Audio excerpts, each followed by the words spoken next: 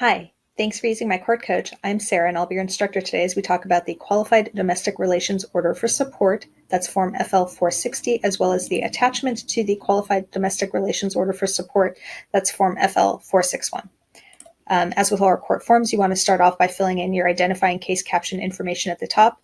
You would use this form if you are trying to collect support through the opposing party or the obligor's retirement plan.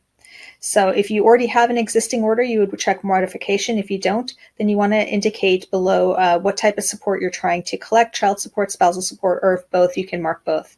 You're going to list the name of the plan and the address right here.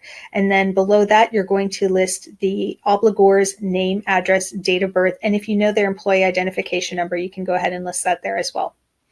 Below that, you're going to there's instructions on filling out the attachment to the Qualified Domestic Relations Order for Support. That's the Form FL-461. This does not get filed with the court, but it will need to be served on the plan. You need to list the employee's name and their social security number. And if there's a payment for spousal support, you also need to list the recipient of the spousal support's name and their social security number. In item number 1, you're going to list the amounts of support that have been ordered that you're trying to collect. So child support, spousal support, family support, and then arrearages for all of those. Whichever ones that have been ordered that you're trying to collect via this form, mark the box, list the amount, and then total up all the amounts in 1B. Below that are just some instructions on how the support payments are to be paid to you, depending on whether or not the payments that the obligor is receiving are paid monthly or on some other periodic basis, quarterly, semi-annually, annually, or a lump sum. And those are just instructions for the plan. In page 2, we have arrearages. If there are arrearages up here, there's a monthly amount to be paid towards arrearages. Then item 2, you just need to list the total amount of arrearages and the date those were calculated through. And that's just so that the plan knows when the arrearages have been paid off. Item 3, again, are some more instructions for the plan itself, not for you or for the obligor, but basically it just instructs them on how the benefits should be taxed depending on if they're being paid towards child support or spousal support.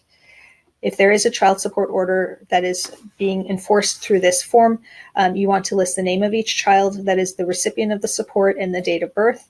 If the payments are to be made to someone other than directly to the child, you want to list that person's name, address, and capacity.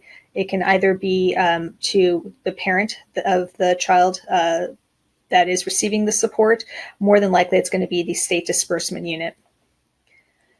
If there's orders for spousal support, then you need to list the recipient of the spousal support and their date of birth, and then the amounts to be paid, whether it's to be paid directly to that recipient, where you would list their address here, or to their agent. That would be kind of an unusual case, but if there is an agent that has been set up to receive those payments, then you would list their name, address, and capacity below.